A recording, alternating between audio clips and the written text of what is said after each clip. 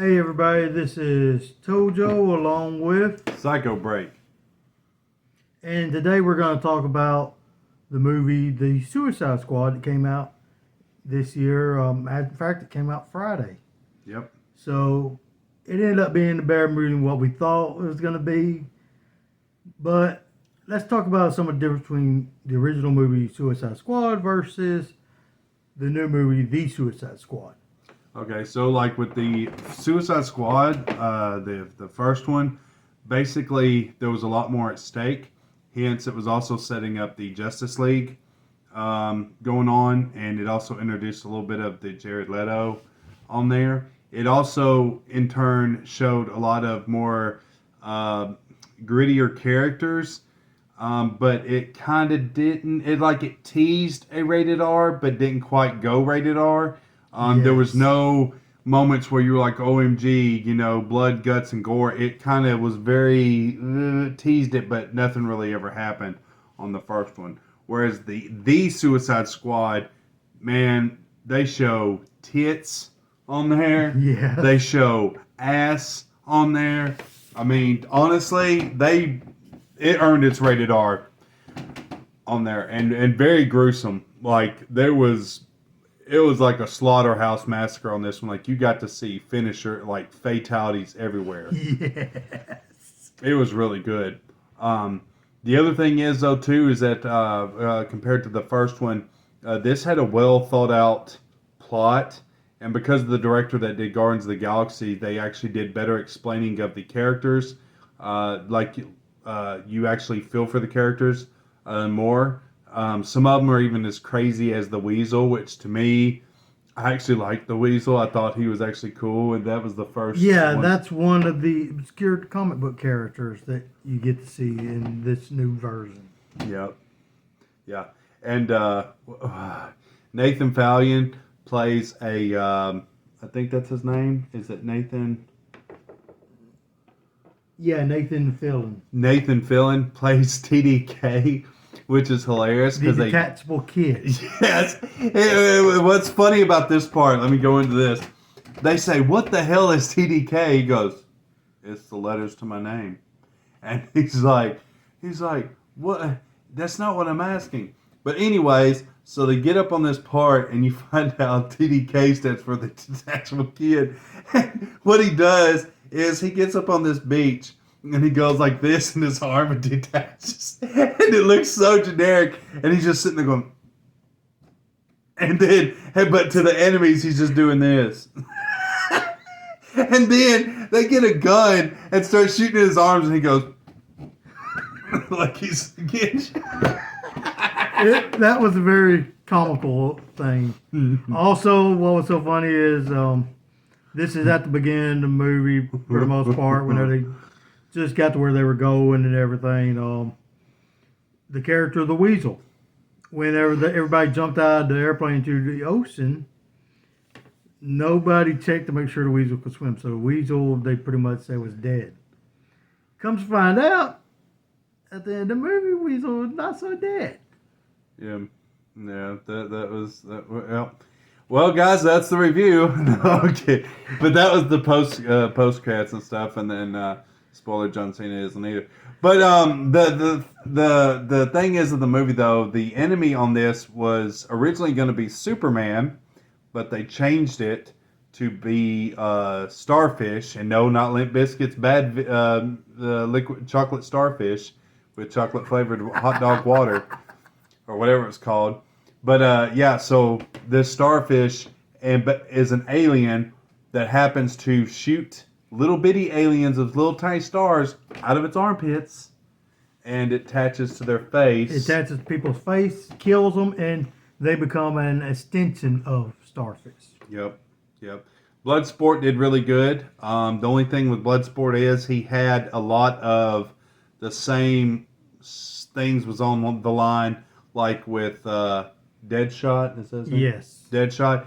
They both had the same thing up for grabs. Like the only reason he does this is so she won't mess with his daughter, and the spouting the argument between his daughter and him was really funny on there. There's a lot of laughable parts. At one part, there's the part where Weasel, they do a flashback and Weasel's licking the window and just licking the window of his cell, just constantly licking the window. And it was really good. You had John Cena's character, which was the peacemaker, not pacemaker. He believed in keeping the peace, And no matter what cost. So yeah. Yeah, which he went to the extremes on that one. Yeah, he did. And the other one was the rat. What was it called? Ratcatcher 2, who's the daughter of the original Ratcatcher. Her father taught her how to basically communicate with the rats. And towards the end of the movie, we end up finding out that the reason why he chose rats is he said that they are the lowliest of creatures, and if they can find a way in this world, then we all can. Which I thought was something very touching. But this movie kept going with the comedy and the action throughout the entire thing. None of the characters at the beginning was really drawn out.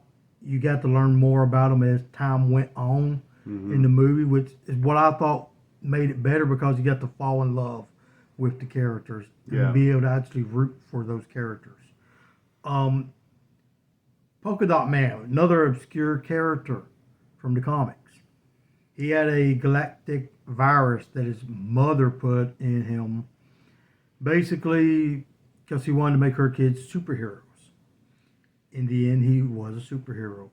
But the galactic virus made it to where he would shoot out polka dots through some wristbands on his wrist.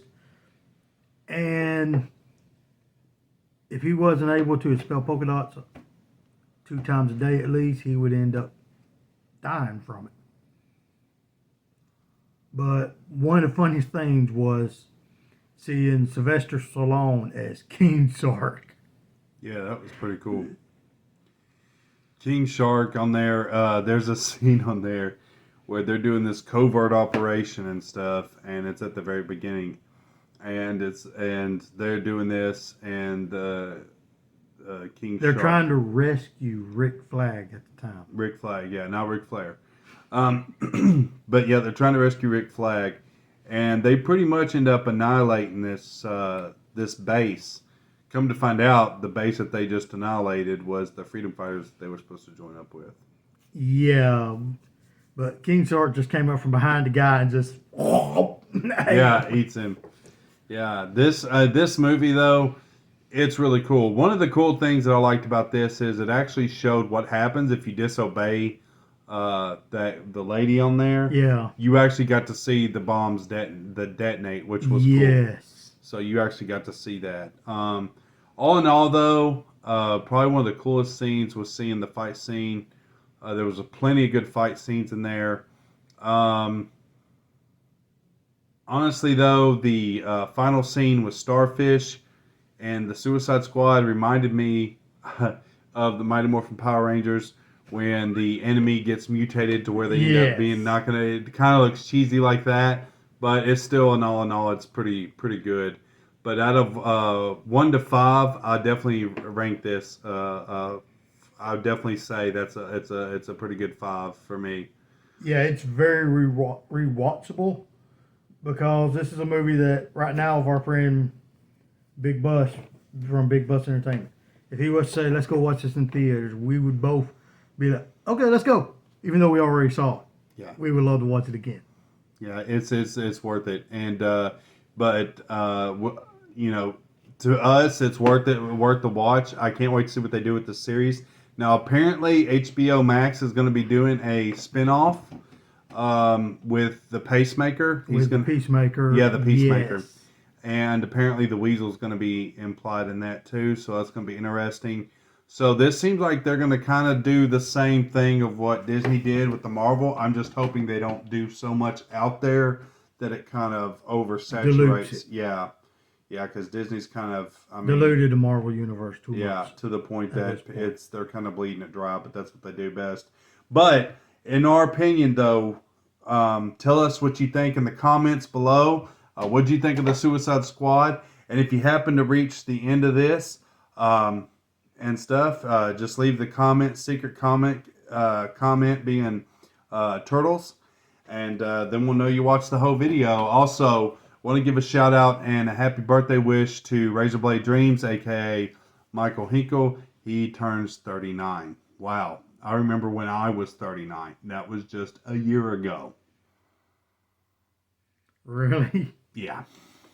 All right, guys. Rate, comment, subscribe, and as always, Break every chain. all right, holla at you later, Gators.